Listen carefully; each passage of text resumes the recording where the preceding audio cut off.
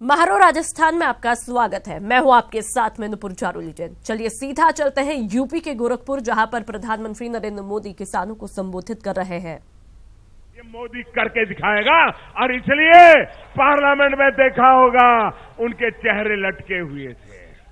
और हमने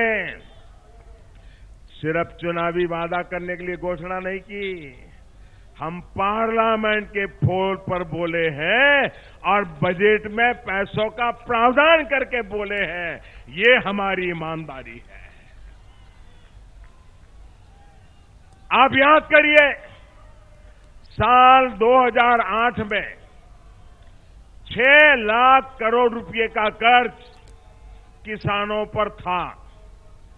जरा मेरे साथ बोलिए, मैं बताता हूं। 2008 में सरकारी दफ्तर के हिसाब से, बैंकों के दफ्तर के हिसाब से किसानों का पूरे देश का कर्ज था 6 लाख करोड़ रुपया। कितना कितना कितना 6 लाख करोड़ रुपया। अब उन्होंने कर्ज माफी चुनाव के पहले घोषणा की, तो ये 6 लाख करोड़ माफ होना चाहिए था कि नहीं होना चाहिए था? आप जरा जोर से बोलिए, होना चाहिए था कि नहीं होना चाहिए था? ये 6 लाख करोड़ किसानों का माफ होना चाहिए था कि नहीं होना चाहिए था? 2009 में चुनाव हुआ, फिर से वो कृषि पे चिपक गए, फिर रिमोट कंट्रोल चालू हो गया। और क्या हुआ मालूम है आपको?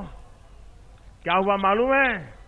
देश को किसी को मालूम नहीं है, सब अंधेरे में, और इनके चेले चपाटे भी चुप। 6 लाख करोड़ का कर्ज था, माफ कितना किया? सिर्फ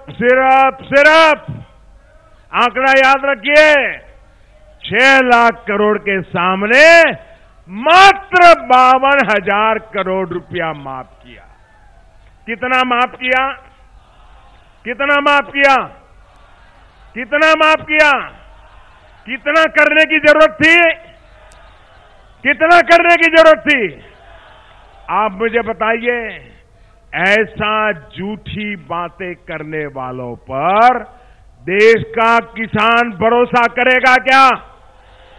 ऐसा झूठ करने वालों को सजा करेगा कि नहीं करेगा?